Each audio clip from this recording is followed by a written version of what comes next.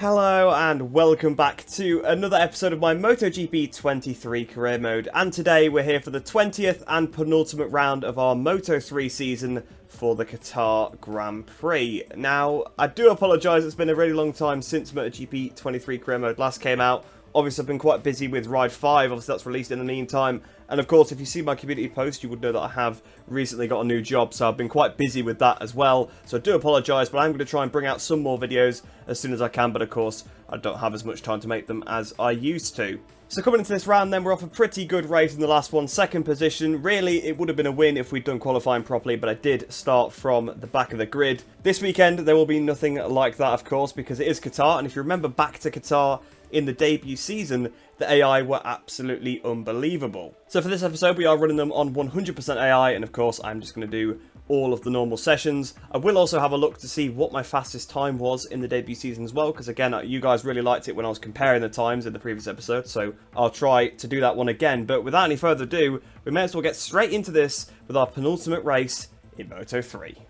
So things haven't quite gone how I thought they would in this first free practice session. I mean, look at the lap times. They are absolutely ridiculous. 2:04.0 for Diogo Moreira topping this session. Loads of 2:04s. They absolutely cannot do 2:04s on the circuit. So simulated times have a big part to do with that. You can see Ortola 2:05.0. That's probably a bit more realistic, to be fair. Even that, though, is pushing it quite a bit. But judging by how far down the order he is, that probably is a legitimate time. But if you look at us, last position, we've seen this one here before at Qatar. Now, I'm using 100% difficulty, like I said, because I did do a race and tested it, and they seemed about right. I carved my way through the pack quite well. Maybe I need to turn it down a few percent, I'm not too sure, but it looks like to me they are just way too fast over the one lap like they were in the previous season. Just to put into perspective, my best lap time in the debut season was a 2:07.5 in qualifying, so we're almost a second underneath that time. And of course, we are using quite a bit of a higher AI difficulty here, but even still, we don't even stand a chance with these guys. So I'm not sure what I'm going to do going forward into qualifying.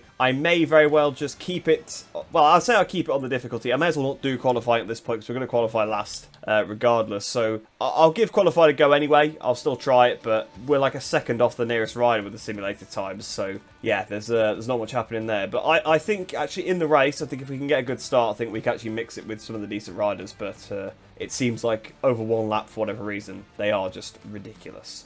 Okay, so I have solved the issue. Now, the problem was that AI had set themselves back to 120% somehow, so they were actually going a lot quicker than I expected them to. So we might actually have a chance in this qualifying session.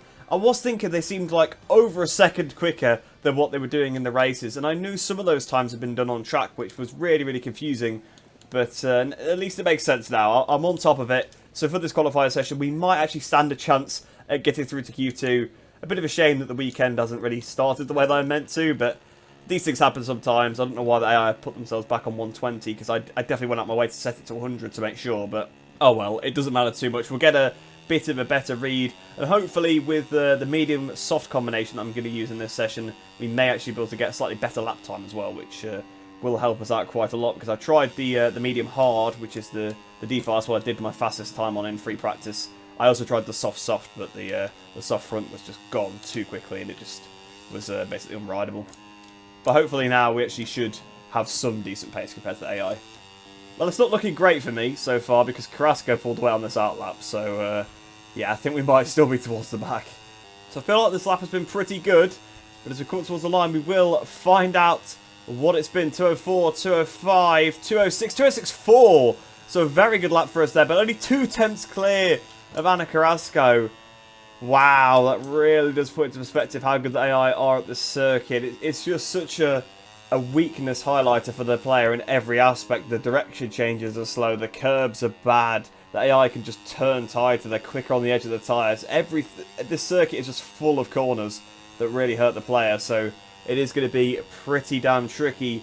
And you can see we've already been knocked down to 3rd place, so it does look like we're going to struggle to get through into qualifying too, because I can't really say I've got much more than a 2:06.4 in the locker. So as you'd expect, the simulated times did come in and destroy us, and as you can see, we're not in the top 9. We are actually at the back of the grid here for the Qatar Grand Prix. Now, to be honest, there's not much more in the locker than a 2:06.4, so you guys might be saying, why have you got the AI so high? And to be fair, maybe it is too high. but in the races I did, I was competitive on the track against them. So maybe when we get into this race, if we get a good start, we've got a chance. But it doesn't look like it is going to be a tough one. Although, luckily for us, Ivan Ortola is down in this qualifying session and didn't get through either. And he is our championship rival right now for 3rd place. And we actually have the bonus objective of beating him in this one, which I didn't realise until I came back in to once I set the AI difficulty. So, Ivan Ortola is the target for the race. Hopefully some points as well, because we do need to try and just secure that 3rd place. Although, if he doesn't score points, obviously that does help us out, because there's only one more round to go. But yeah, back of the grid. A bit like it was in the debut season, but hopefully we will be a little bit more successful.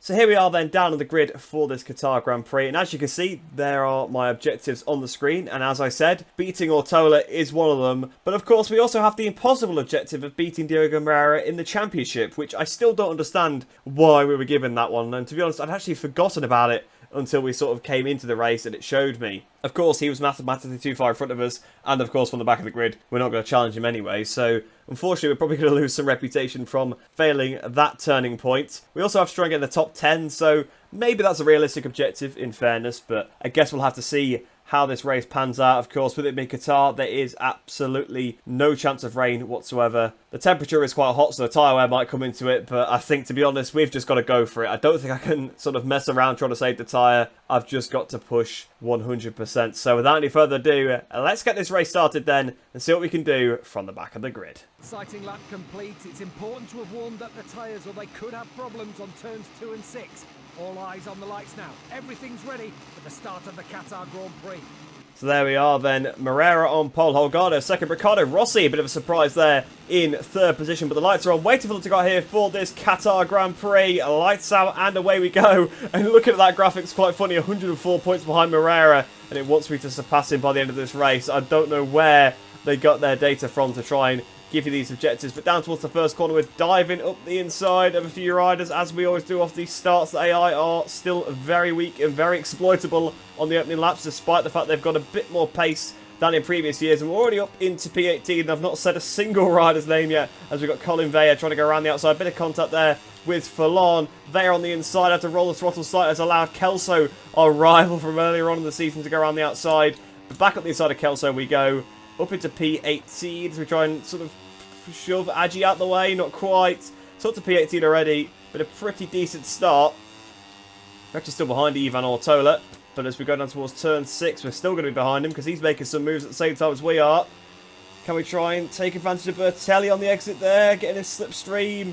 It is going to be difficult to actually fight my way through the pack. I actually thought I'd probably be having an easier time than this so far. But we're up into P16, so we're almost up into the points. So, like I said, I think we are going to be more competitive in the race, especially on these opening laps where you can sort of exploit the AI, and you can probably put a bit of time into some of the other AI further back on these opening laps that obviously they can't really catch back up over the course of the race. We've got David Alonso just in front of us.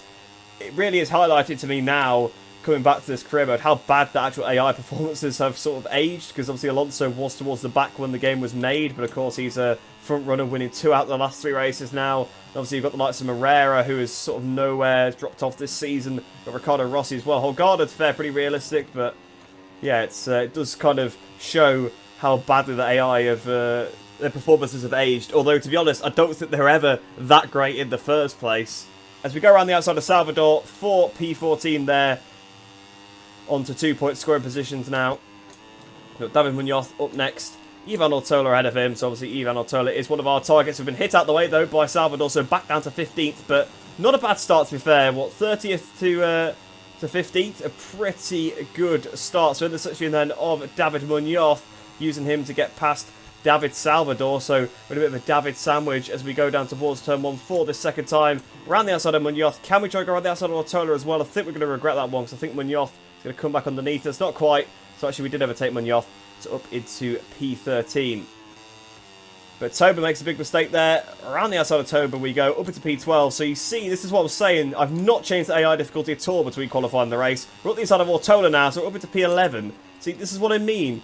Why are the AI so inconsistent from qualifying to the race? Because even on their actual laps to qualify, take the simulated times out of it, they were still way quicker than what they're doing right now. It is just ridiculous. But there we go, then we've passed Ortola, we've got onto the green. To be fair, I was kind of was kind of trying to use him as a berm, I'm not going to lie, but I missed him and ended up running on the green, so not the best riding. Ortola comes back at us, we come back at Ortola, also using a lot of Palmer 3 at this point in time as well, so I've got to keep my eye on that one. Of course, we did get bit by that in Phillip Island, although there is no risk of a red flag in this race, of course. With it being the desert, there's not going to be any rain whatsoever. But I'll tell you what, Riccardo Rossi is leading this race. I said it was a surprise on the front row. Even more of a surprise to see him in the lead. Again, it just highlights how bad the AI performances are in this this game. Because where have they got Riccardo Rossi been a front runner from? I don't think he's been at the front of any of the races this season. So here we are then down towards the final corner. Can we try and make a pass on Ryusai Yamanaka up the inside? If only we were near him at the debut season version of this round. Of course, he was our rival back then. But we're side by side with him now. Can we try and pass him up towards the line? We're going to try and use a bit of slipstream from Rueda. I'm forcing him towards the edge. I'm getting a bit of a side slipstream off him. We're doing the weird animation that they do when they're near each other. I don't know why they do that, because riders do not lean towards each other. That's definitely true. They might stick their elbows out a bit, but they certainly don't lean towards each other in that kind of manner. And we've passed Yamanaka now then up into the top 10. So like I said, just doesn't make any sense. You see the pace of Riccardo Rossi there in P1, 207.1. So they've been 205s in qualifying. Just to put that into perspective, that actually the slow AI were doing 207. So the race lead, 205, sorry. The race leader's 2 seconds a lap slower, probably more like 1.5 if we're actually looking at the temps, than they were in qualifying, which is ridiculous. And if I wasn't being held up, I'd be actually sort of carving my way through, although it's fair. Yeah, 207.7, that's not really great. That's kind of what I was doing in the debut season in qualifying. So, yeah, if I was actually a bit further up the pack, I'd be battling for the win right now. So potentially we could do it, because it is a 9-lap race. There is plenty of time, and we're still all over the back of Rueda, up the inside of him. We had a failed overtaking attempt into turn 6 on him. He's trying to hang around the outside, a bit of a reverse to the previous lap when I was on the outside of somebody, and yet does seem like that high line is the one to be on, because Rueda keeps the position for now, although we've just hit him up the back. I've stuck my arm up behind me for some reason, and now we've overtaken Rueda, but I'm sure he's going to come back at us. Yes, he is. Fair play to Jose Antonio. We've got the run side by side with him towards the triple rights. I think we've got the position. I think we're up into P9. So another rider dispatched. Like I said, up into P9. Next up, Artigas. Again, another rider that was our rival earlier on the season, but not so much now.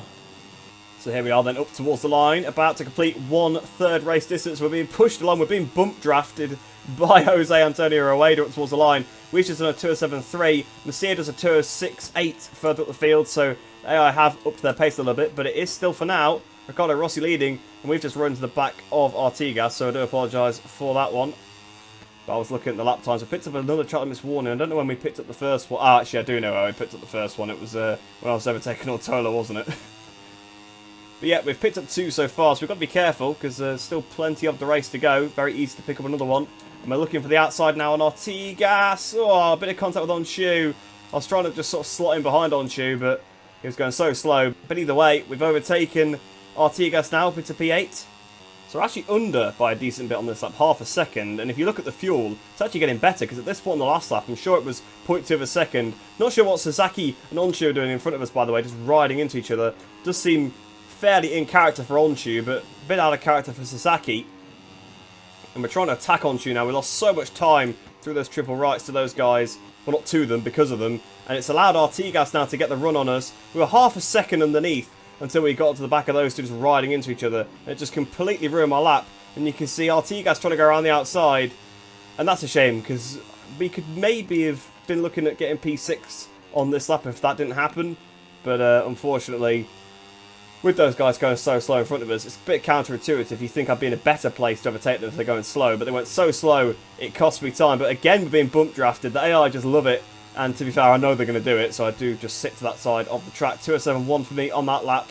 And can we overtake Onshu into turn 1? Yes, we can, as long as we pull it down, that is, anyway. But yes, we passed him on the brakes, pulled it down to the corner. P7. Next up then is Ayumu Sasaki, and it's a bit of a gap then to Danny Holgado, and Riccardo Rossi actually is pulled away from the rest of the pack, which is a bit of a surprise, but maybe on that last lap he did do a better time, just not quite a 206.8 that obviously Masia's got, although Masia is being held up by Moreira and his teammate Suzuki in front of him. We've got the championship standings up on the right hand side. Obviously we're beating Ortola, so we can gain some more points on him. Of course, we can't catch either of the 2 guys in front of us, so it is just all about securing that 3rd place in the championship now, which, considering our start to the season, would be absolutely fantastic. We're all over the back of Sasaki once again in the same section of the track. But again, we are just going to get balked, although this time, hopefully not by as much because they're not battling. And in fact, the riders in front are battling. It looks like Masia and Moreira are going at it a little bit, which has allowed Holgado to sort of catch them up a little bit more and Suzuki to pull away. And you can see the lap time with 4 tenths underneath now. Again, so much time just not by being stuck behind Onshu. Although Onshu now is only a tenth behind himself, so we've got to watch out for him on this main straight, although hopefully he'll give us a little bump draft like they have the previous couple of laps. So up towards the line then, about to start the 6th lap, so we're getting towards 2/3 now. 2:06.9 for me, so only a tenth off of the fastest lap, so we're finally getting there in terms of the pace. And into turn 1, made a bit of a mistake. I was trying to go on the outside of Sasaki. Don't allow Onshu through, please, please, please. Unfortunately, I think we have kept the Turkish rider behind, but that was a bit of a blunder. I wanted to try and pass Sasaki, but it just cost myself a load of time in the process. Gonna have to start watching the fuel again now as well, because we were in a very good spot with the fuel a couple of laps ago, but it is back to 0.3 again, which of course is a bit of a danger zone. I just still can't believe that we're battling these AI this well, and the lap times they're doing. The fastest lap for an AI still is a 2:06.8. They were easily in the 2:05s in qualifying. It's ridiculous. It just shows that they don't test the AI very well, but we've just been mugged off by Onshu, so I need to probably try and get my act together. We're going to go back at him, but yeah, that was quite poor from myself there. He really did just absolutely mug me, which is a bit embarrassing, to be honest. I kind of wasn't watching him, I was watching Sasaki in front really, so yep, he's just absolutely mugged me, and we're looking for a pass back on him. That used to be a favourite move of mine on the AI, but even and on players as well actually, it was quite a good move to pull, but you just can't do it anymore because the AI can change direction so well. But can we get Onshu down towards these triple right-handers? Pull into the inside, can we do it? Up the inside we go, we're not going to be able to turn it in though, and unfortunately, we've pretty much lost contact with Sasaki on this lap as well, with all this battling with Onshu. So I think now as we sort of draw towards the end of the race, perhaps maybe the front AI are picking up their pace a little bit. Something that does happen occasionally. We have seen it in a few races this season, especially when I've done these last to first challenges. Although this time, not intentionally, of course. I was just at the back of the grid because the AI was just ridiculous in qualifying for some reason. I do seem to remember actually in the debut season that was part of the problem most of the time, was the fact I qualified at the back because of the simulated times or just how quick they were in qualifying, and I just couldn't fight my way through in the race, and I think that's what sort of hampered me in terms of positions. But down towards turn 1, up the inside we go with Dennis Onshu. I'm not going to pull this one down though, am I? No, I'm not. Onshu tries to ram it back up the inside. He does successfully ram it back up the inside, but I'm going to have him into turn 2 hopefully, as long as he doesn't turn in on me, which he is doing. And he's going to hang it around the outside because I just had to give him the space, because at that much lean angle, the AI turns in on you. Down you go. We've just hit him at the back there. We're on the curb as well. The curb's still extremely unfriendly. And we go around the outside then, back up into P7. But to be fair, the reason why we lost so much time to Sasaki wasn't entirely our fault. Sasaki just did the fastest lap of the race, 2:06.7 on that previous lap. I still can't believe how far Ricardo Rossi's up the road. Must be said, he's further away than before. He's not being caught up at all. I thought he'd get reeled in, but looks like he might actually have this one, which is absolutely unbelievable. We have had some strange race winners this season, it must be said, but the way he's done this one is just domination. A bit like what Joe Kelso did at Kazakhstan, although this time it's not been so strange. Like, it was a strange race with AI running off the track and stuff, and that does sometimes allow some AI to pull away, but he just qualified in the front row and just took the lead early on and just pulled away from them. I'll tell you what, we've discovered something a bit special on this lap, because we're probably about to beat our qualifying time with 7 laps of the race complete. And there we go, over the line, 2:06.4, fastest lap of the race to me. We've put 3 tenths back into Dennis Onshu, so maybe our hunt for a top 5 is still on. Well, now that the fuel's come down, the bike definitely does feel like it's come alive a little bit more. And you can see this pack is scoping up, so this next last lap of the race could be pretty interesting. It's come round very quickly, it must be said. It always does when you're having a good race sort of in the pack, trying to carve your way through. We've got 6 tenths back to Onshu now, so hopefully we should be safe from him. I can focus fully on Sasaki and Holgado ahead of us, and hopefully if we have a good section, a good ending to the lap, we could do something. But this lap that we're on now is going to be clearly the quickest thing we've done all weekend if we can hold it to the line. So here we are then, about to start this final lap of the race. We've got a slipstream off Sasaki, but they're just so much better in the last sector. I've just saw my fuels, 0.1. I've just done a new fastest lap of the race again, a 2:06.2. Quickest lap of the weekend for myself, and we've just made a big mistake into turn 1 there. We've turned the fuel down to power mode 2 as well, because I just want to make sure I don't run out of fuel, And I think, to be honest, that could be the end of our fight for these positions. I just don't think we've really got enough to pull a pass, unfortunately. We've got decent pace, as I've shown, but it's just another thing making a pass. And having to use Palmer through the whole race as well just puts us in a lot of danger. So at the last corner then, coming up towards the line, it's been a valiant effort from us here to get this 7th place. Probably one of the most hard-fought 7th places. But the AI are just too fast at this circuit. But see it as a 2:06.1 on that final lap as well, which is unbelievable. So yeah, I think the AI sort of did their best laps on that final lap, which I think is why we struggled to keep up, because of course I had to turn my power mode down, so I couldn't really match my times. But I'm quite happy with the performance we put in there. We probably lost a little bit too much time battling with Onchu, but really it was very difficult for me to pull a pass. I could only really pass into a couple of places. Turn 1 was probably my best shot. Turn 6 used to be a great overtaking spot on the previous games, but you can't do it now because they just turn in there so well. 7 was potentially a shot, and if I did it right into the first of the triple rights, I could do as well, but really required a lot of setup to pull most of those passes, so I did struggle, but hopefully you guys did enjoy the race. Of course, we did pretty badly in qualifying, but I think the race more than made up for it. But really, the standout is Riccardo Rossi, winning that one then ahead of Masia in 2nd place, Suzuki 3rd, Holgado in 4th, Moreira 5th, Sasaki in 6th, of course, myself in 7th place, Artigas in 8th, Onchu 9th, and Jose Antonio Rueda rounds out the top 10. As for the Riders' Championship then, there's not much change at all. Of course, it was impossible for me to catch either of the two riders in front. We actually have got a championship showdown between Moreira and Holgado. 15 points is the gap, of course, 25 up for grabs in Valencia. Holgado can still very much win the championship, so there is a head-to-head between those two. So we actually might be involved in that to some extent because, of course, we will probably be a bit more competitive there. If we're fighting at the front, we could play a part in that championship, so that will be quite interesting. Ortola is now 20 points behind us, so very unlikely that he will beat us in the championship. We've pretty much got that 3rd nailed on now. We just need to score 5 points in the next race, and we should have achieved it. So overall then, not much for us to play for in the last round of the championship. We've just got to try and finish well, but high stakes for the two in front of us.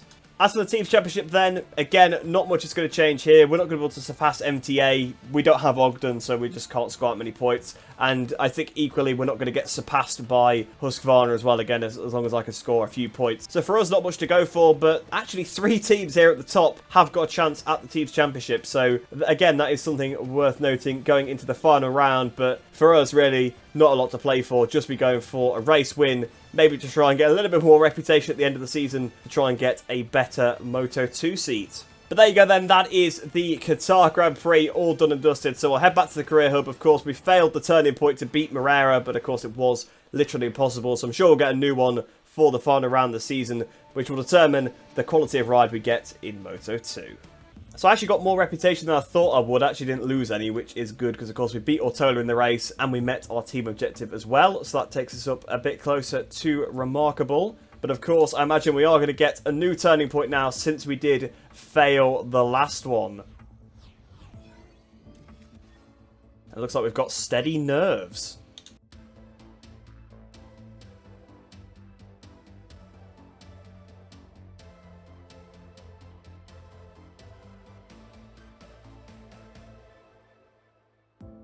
So steady nerves then. After the latest ups and downs, Biker has to finish the race in front of Diogo Moreira in an attempt to find some continuity. So of course it was impossible for us to beat Moreira in the championship, but we can beat him in a race. It's going to be difficult, but it is something that can be done. And of course, with him fighting for the championship as well, maybe he'll be a bit more hesitant in battle against someone that is not his championship rival. So potentially we could try and take advantage of that one. But of course, that is for the next episode. And of course, at the end of that one, we'll be looking at moving to Moto 2. So we do need to try and end off our Moto 3 career with a bang. But we have actually got a few social media messages here. So let's have a look at this one. So Scott Ogden says, the season is over. We've had fun. Next year, hopefully we'll get a few more results. So it's a bit premature there because there is another race, but it is one of those things. So we'll respond to Scott in a good way because, of course, he is our teammate and a bit more friendly with us than he was at this point in the last season,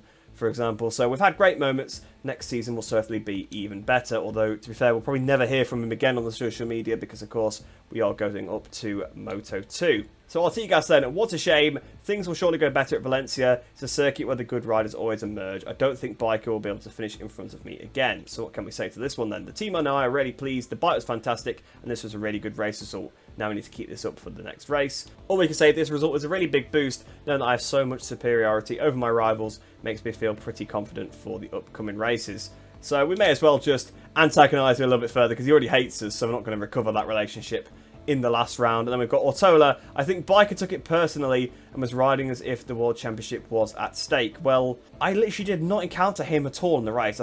Actually, I did say I tried to use him as a berm, so in fairness, yeah, he probably does have a little bit of reason to be a bit annoyed at me, but we're just going to troll him. I'm just going to troll him because he's picked fault with us. He basically challenged us out of nowhere a while ago and just decided to hate us, so I'm just going to troll him.